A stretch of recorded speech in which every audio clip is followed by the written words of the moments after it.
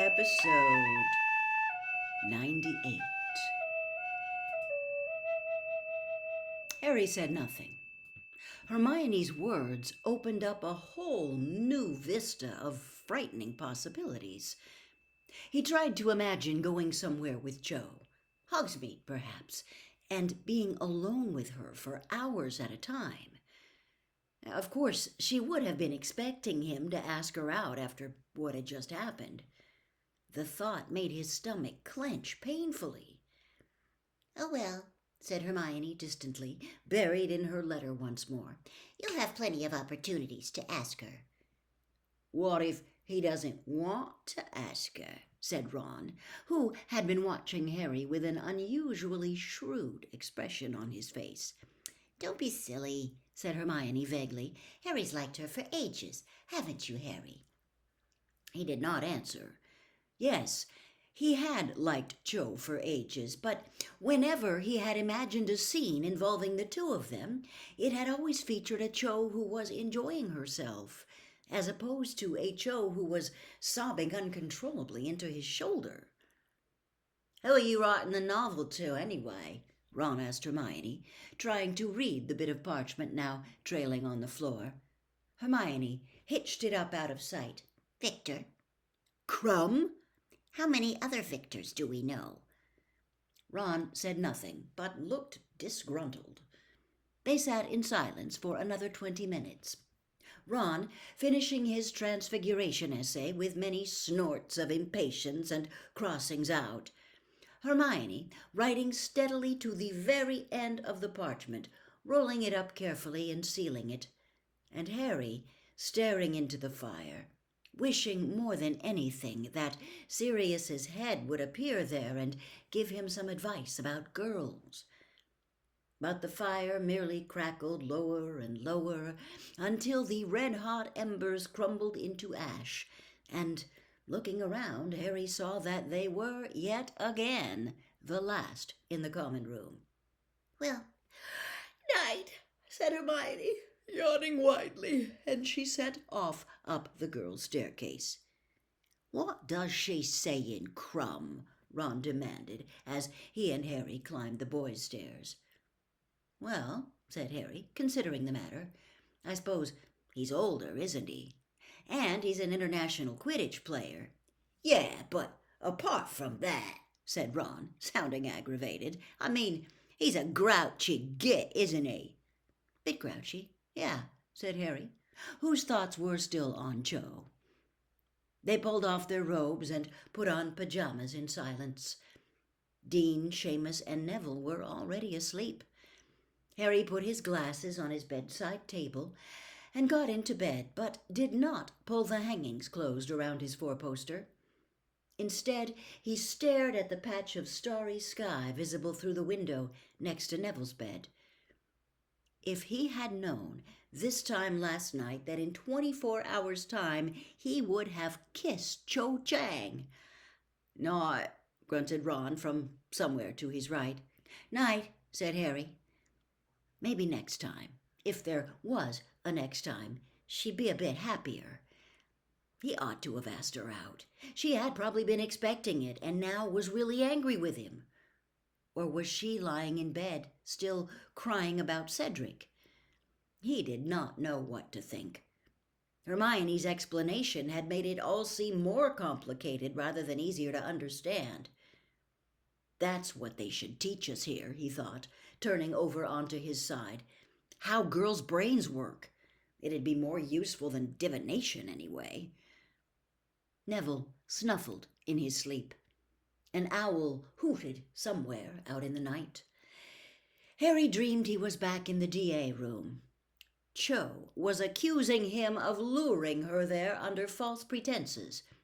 She said that he had promised her 150 chocolate frog cards if she showed up. Harry protested. Cho shouted, "Cedric gave me loads of chocolate frog cards. Look!" And she pulled out fistfuls of cards from inside her robes and threw them into the air, and then turned into Hermione, who said, "You did promise her, you know, Harry. I think you'd better give her something else instead. How about your firebolt?" and Harry was protesting that he could not give Cho his firebolt because Umbridge had it. And anyway, the whole thing was ridiculous. He'd only come to the DA room to put up some Christmas baubles shaped like Dobby's head. The dream changed. His body felt smooth, powerful, and flexible. He was gliding between shining metal bars, across dark, cold stone. He was flat against the door, sliding along on his belly. It was dark, yet he could see objects around him shimmering in strange, vibrant colors. He was turning his head. At first glance, the corridor was empty. But no. A man was sitting on the floor ahead, his chin drooping onto his chest, his outline gleaming in the dark. Harry put out his tongue. He tasted the man's scent on the air. He was alive, but drowsing, sitting in front of a door at the end of the corridor.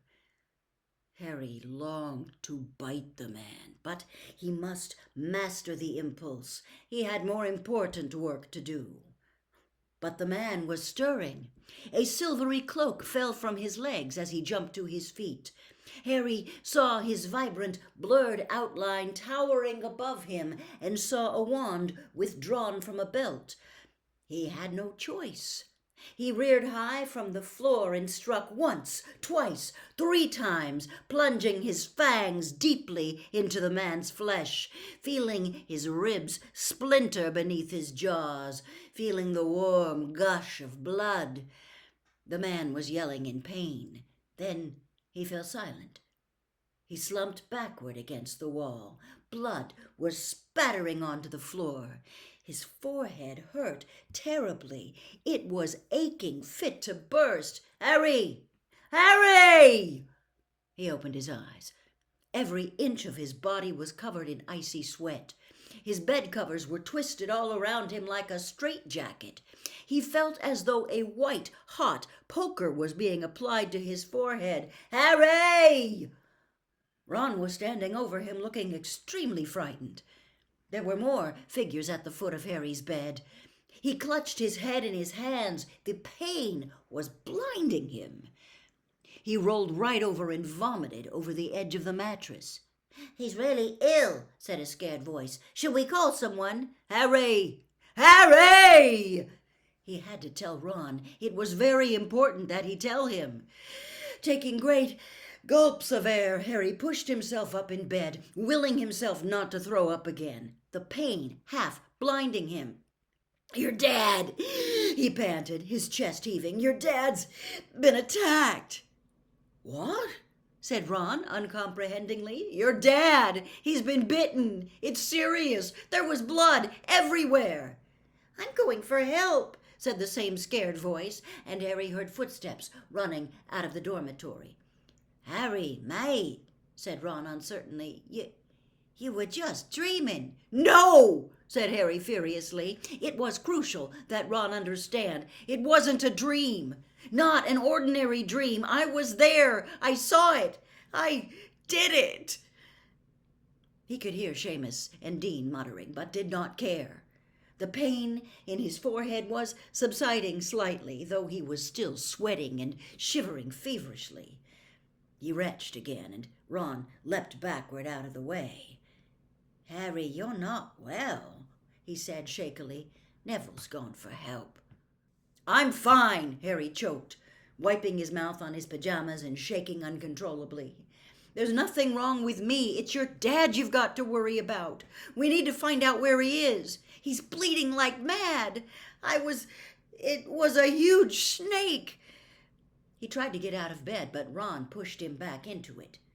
Dean and Seamus were still whispering somewhere nearby. Whether 1 minute passed or 10, Harry did not know. He simply sat there, shaking, feeling the pain recede very slowly from his scar. Then there were hurried footsteps coming up the stairs, and he heard Neville's voice again. "Over here, Professor." Professor McGonagall came hurrying into the dormitory in her tartan dressing gown, her glasses perched lopsided on the bridge of her bony nose.